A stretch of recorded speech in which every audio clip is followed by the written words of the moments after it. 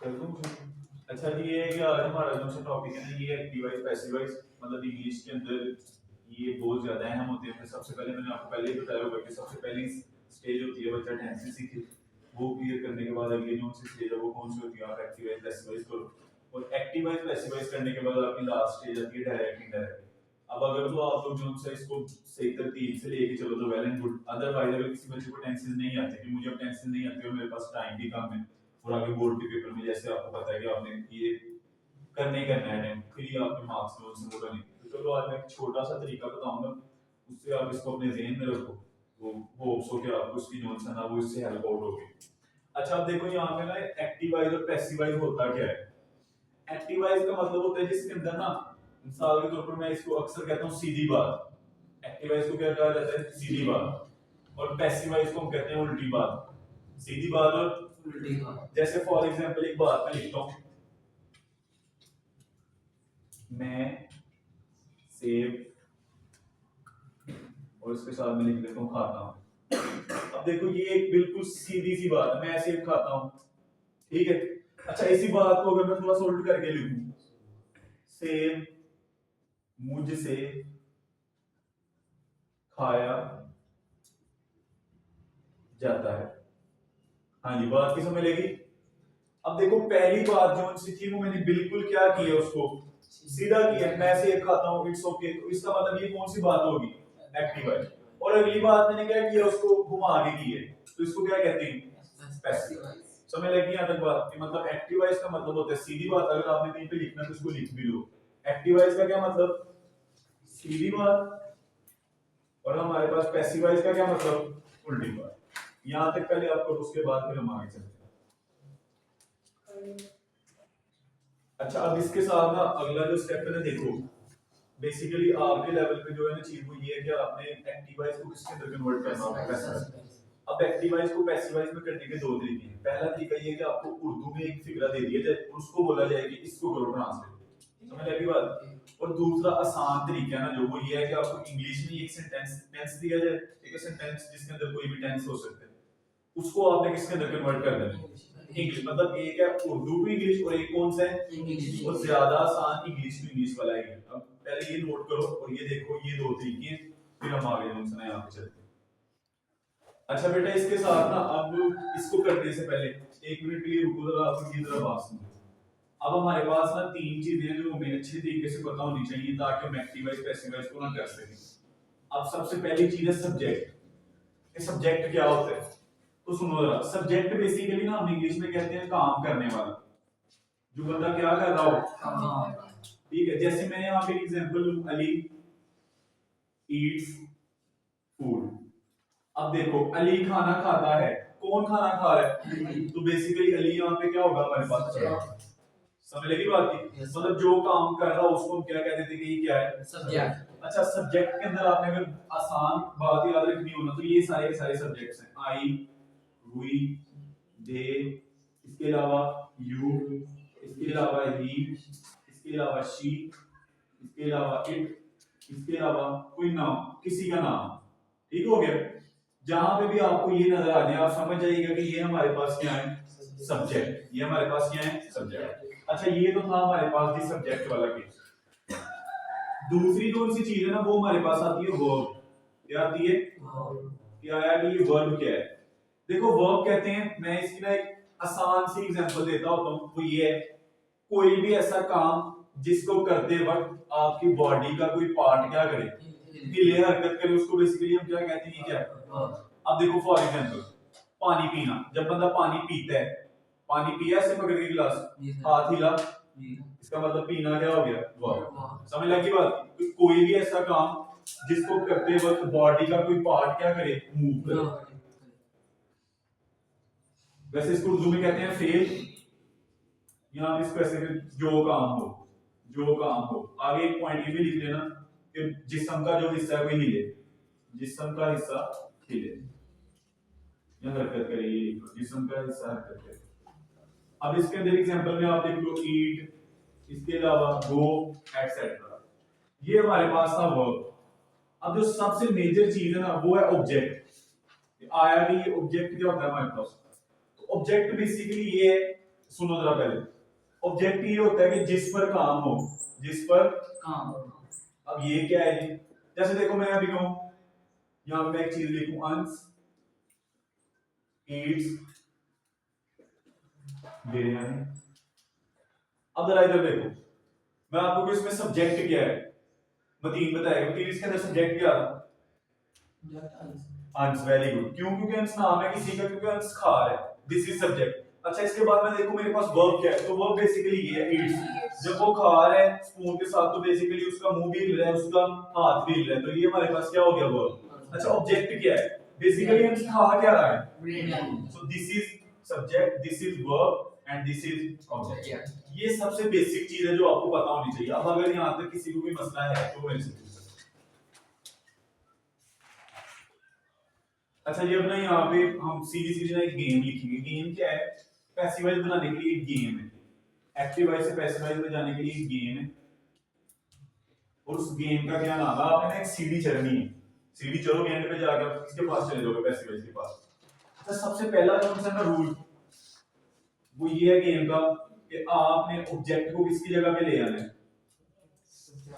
किसकी जगह पे ले आना है, ठीक है। दूसरा जो रूल है ना गेम का वो ये है कि पैसिवाइज कोई भी हो उसके अंदर वर्ब की हमेशा कौन सी फॉर्म लगेगी, थर्ड फॉर्म। अगर किसी को नहीं पता तो वर्ब की बेसिकली तीन फॉर्म होती है, first form of verb, second form of verb and third form. Passivise का दूसरा रूल है कि वर्ब की हमेशा कौन सी फॉर्म लगेंगे, थर्ड फॉर्म। अच्छा और तीसरा रूल जो सबसे अहम है, अगर इसके अंदर सेंटेंस के अंदर भी प्लेस आ रही हो, किसी जगह का जिक्र आ जाए, जैसे लाहौर, सियालकोट, स्कूल, मार्केट, किसी जगह का नाम आ जाए, तो उसका पैसिवाइज नहीं होता, नो पैसिवाइज, उसका कभी भी पैसिवाइज नहीं होता। और एक लास्ट चीज और, चौथा रूल, किसी भी परफेक्ट कॉन्टिन्यूअस,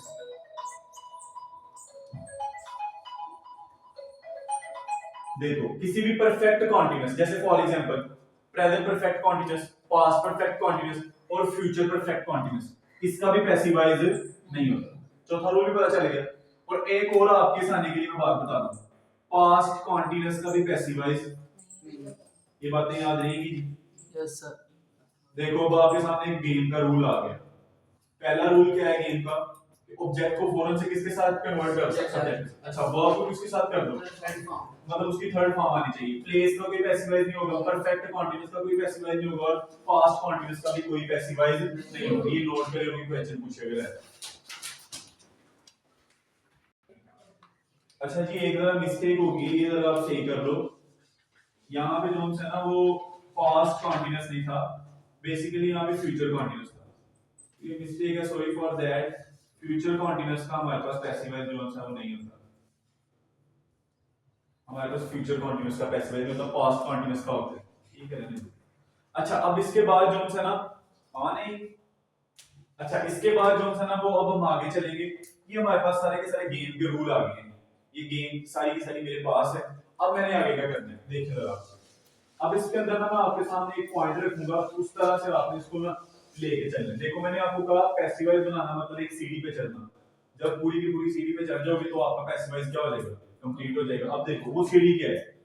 अच्छा एक पॉइंट उससे पहले मैं और बता दूं, देखो मैंने आपको अभी भी एक बात बताई कि सब्जेक्ट को चेंज कर देना किसके साथ, मतलब सब्जेक्ट पहले तो उसको उठा के किधर ले जाना है। अच्छा अब इसको जब लेके जाना है ना, जैसे देखो मिसाल के तौर पर ही था, शी था, इसके अलावा इट था, यू था, इसके बाद हमारे पास वी था, इसके बाद हमारे पास आई था, इसके बाद हमारे पास दे भी है, और फिर हमारे पास है किसी का नाम, मतलब जैसे मैं नाम यहाँ पे लिख देता हूँ, नेम में यहाँ पे लिखता हूँ जी अली,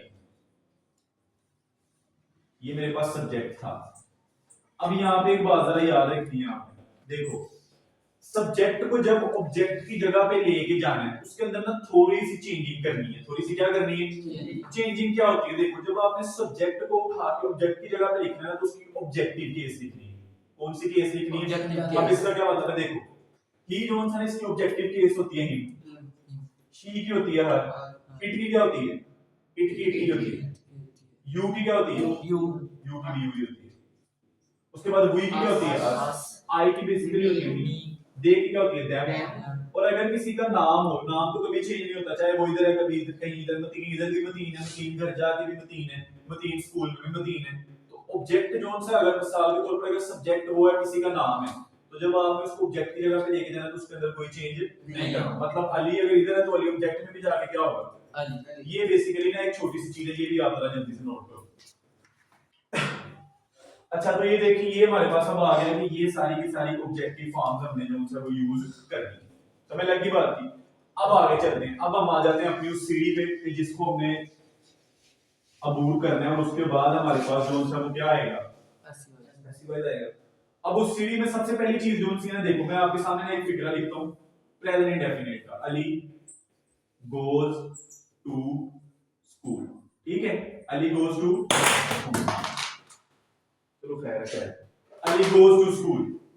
अब देखो इस, अच्छा अभी बताएगा इसका पैसिवाइज होता है कि नहीं होता, नहीं होता बाय किसमें से आ रही है। अगर ऐसा कभी खुदा ना खास्ता आपको आ जाए तो आपने पता है कि उसके नीचे सिंपली लिख देना नो पैसिवाइज।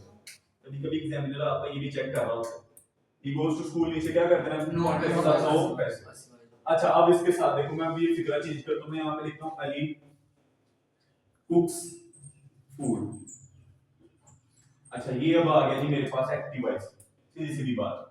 अब मुझे उसने कहा कि इसका पैसिवाइज करो, क्या करो पैसिवाइज। अब क्या करना, मैंने ना साइड पे ना मैं एक सीढ़ी बनाता हूं। देखो सबसे पहला जो रूल था वो ये था कि आपने ऑब्जेक्ट को उठा के किधर लेके जाना है, पहली सीढ़ी पे आपने ऑब्जेक्ट को करना है। ठीक है, उसके साथ ही ना आपने लगाने हेल्पिंग वर्ब। अब हेल्पिंग वर्ब क्या होती है ये भी मैं आपको बताता हूं। हेल्पिंग वर्ब उसके बाद तीसरी सीढ़ी है कि आपने फौरन से क्या लगा देनी है, थर्ड फॉर्म।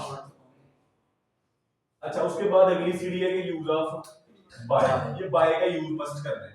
और लास्ट पे आपने क्या करना है, सब्जेक्ट। लेकिन सब्जेक्ट की कौन सी फॉर्म लगानी है, ऑब्जेक्टिव फॉर्म।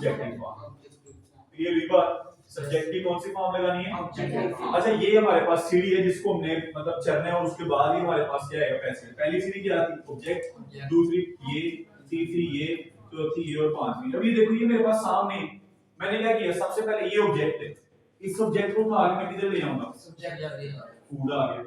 अभी हेल्पिंग वर्ब क्या है, जब आप पैसिवाइज करवाऊंगा ना मैं आपको आगे से प्रेजेंट इंडेफिनिट प्रेजेंट कंटीन्यूअस, तो हम ना इसके अंदर इसके हेल्पिंग वर्ब देखेंगे कि पैसिवाइज में प्रेजेंट इंडेफिनिट की ये हेल्पिंग वर्ब ये होते हैं, पास्ट कंटीन्यूअस के ये होते हैं, ठीक है एटसेट्रा।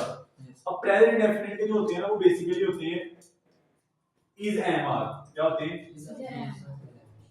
प्रेजेंट इंडेफिनिट टेंस के तो डू डज है, लेकिन जब पैसिवाइज बना रहे होते हैं तो फिर उस प्रेजेंट इंडेफिनिट के पैसिवाइज में कौन सा हेल्पिंग वर्ब, समझने की बात। अच्छा एक चीज और जो सबसे पहले आपने करनी है, जब आपको एक फिगरा दिया जाना है आपने सबसे पहले चेक करना है कि आया कि ये टेंस कौन सा है।